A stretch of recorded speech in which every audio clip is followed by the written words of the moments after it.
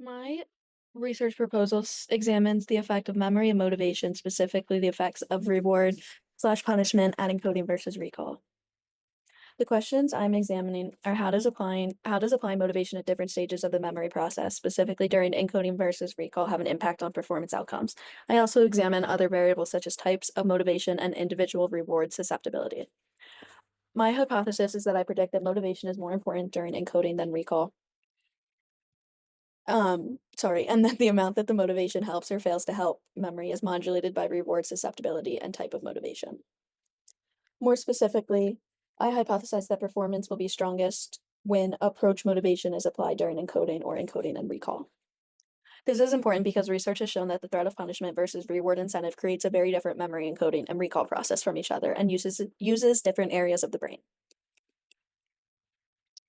This is theoretically important for basic science because it expands our understanding about our motivational agents and the different ways that that extrinsic motivation can impact our memory performance. It also allows us to examine the different processes that unfold when told about an incentive versus punishment and the different brain areas involved in those decisions and actions. It also has potential for real world impact as it can have broad implications for education and schooling and improving students' academic performance. This experiment has broader implications for memory disorders and rehabilitation, as well as clinical and psychiatric application. Previous research has shown that episodic memory has a strong connection to motivation. The role of the prefrontal cortex and the hippocampus are known to be vital for motivation and memory processing. Though motivation may not actually affect or enhance the total amount of information recalled, it does result in selective remembering. This means better memory for information one is motivated to remember than for information that one is not or less motivated to remember. As I previously mentioned, rewards and punishment impact our cognitive and behavioral outcomes in different ways. Positive feedback and reward cues enhance declarative memory and activate the hippocampus and ventral striatal regions, whereas negative feedback triggers different neural processes. Studies indicate that the mesolimbic, hippocampal, and cortical systems interact to improve memory when reward motivation is present. This enhancement not only occurs during encoding, but also during retrieval and consolidation. The thalamus and insula have also been implicated in incentive processing. What is unknown? Rather than unknown, I'm going to say that there is more of a lack of focus, and this lack of focus is on individual susceptibility to motivational rewards, especially when threat of punishment is involved rather than just reward. And again, more of a lack of a focus. Many designs have a motivation group or a no motivation group. However, I'm going to be splitting these groups further down to examine the exact place where motivation can have the most impact on memory performance. Rewards are shown to motivate memory through operations like prioritization and retrieval thresholds. This suggests that an individual may have a certain reward sensitivity. How will my experiment fill these gaps? I will vary multiple different variables, such as the presence of reward or threat of punishment, and vary the levels of motivation and when they occur during the process.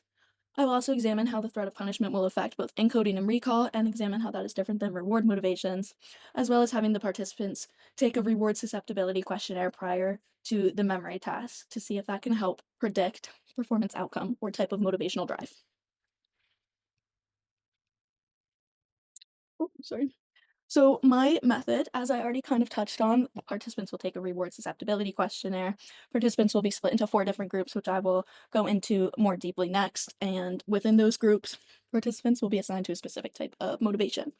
So the actual task is that participants are given a scene or a picture and told to memorize as much as they can, with certain items in the picture being used as markers for items to remember during recall.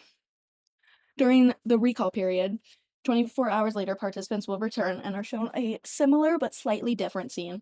Some items will be missing and some new novel items will be included. Participants are told to select the items they remember and to mark the new novel items that weren't previously there. They will also be connected to an fMRI machine to locate the different areas of the brain that are activated during different stages of the process. The 4 groups, group 1 is low motivation at encoding and high motivation at recall.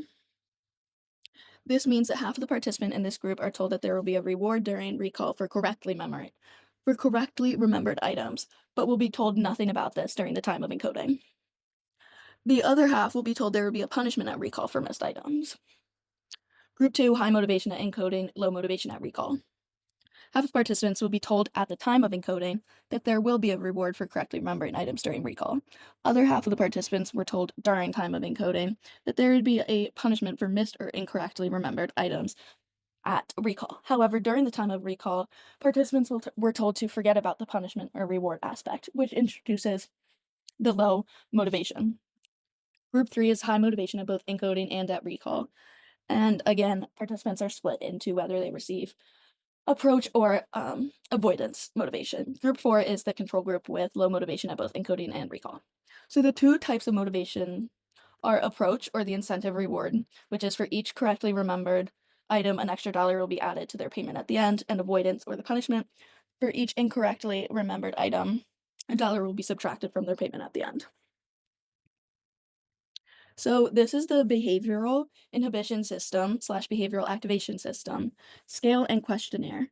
This is a self-report questionnaire used in psychology to measure an individual's sensitivity to potential punishments, the behavioral inhibition system, and rewards, the behavioral activation system, essentially assessing their motivation to avoid negative outcomes versus actively pursue positive ones. The scores that participants received on this scale will be used to gauge how incentive or punishment will affect their memory consolidation and measure their risk behavior and tendency. As you can see, there are different categories for the behavioral activation system, such as drive, fun seeking, and reward responsiveness. Um, Reward responsiveness is what we will primarily be looking for. So why is this approach uniquely suited? This approach is uniquely suited because it allows for the examination of how altering motivational states at different stages of memory processing impacts performance. The inclusion of a reward susceptibility offers more personalized insights into individual differences in reactive tendencies. Um, the study aims to explain the differential impacts of motivational type and timing by varying the motivational conditions across the four groups. And finally, by measuring the brain activity to allow for examination of possible different areas of activation. So the expected results are that group 1, participants with low motivation during encoding but high motivation at recall, may not see significant improvement in recall accuracy since motivation at encoding is critical for memory consolidation. Research has shown that when there's no motivation during encoding, motivation at recall is largely ineffective. In group 2, with high motivation at encoding and low motivation at recall, they may show better memory retention than group 1 or group 4, but potentially less accurate for discerning novel items during recall because there is not as much of a motivational factor to perform well or engage in that task as much. Group 3, who had high motivation during both phases, is expected to have the best performance and the most enhanced memory retention and accuracy. As I mentioned previously, the control group is expected to have the least effective memory performance and lower engagement. So kind of to sum it up, the expected results are that motivation during encoding will improve performance more than motivation during recall, and that those with high levels of reward susceptibility will be more likely to perform better when motivated than when not. As for the motivation type, I expect that those who were given the motivation of a possible monetary reward are expected to have better performance recall, especially those in group 3 or the high motivation during both phases. This is because reward incentives tend to enhance participants' enthusiasm to engage and perform well on the task by offering them this sort of incentive, especially when that incentive is given both at recall and encoding. However, avoidance motivation, or the desire to evade a punishment, often causes high arousal and heightened anxiety, which can lead to performance deficits, which we may especially see in group 1 as the motivation comes on during recall, which may increase anxiety as there will be new novel items and the task will seem harder because they feel less prepared for it. What does this mean?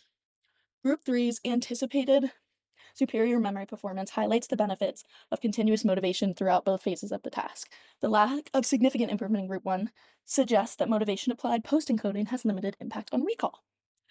And finally, that not all motivation is productive or helpful. Though rewards can increase engagement and performance, punishments actually have adverse effects on those two components.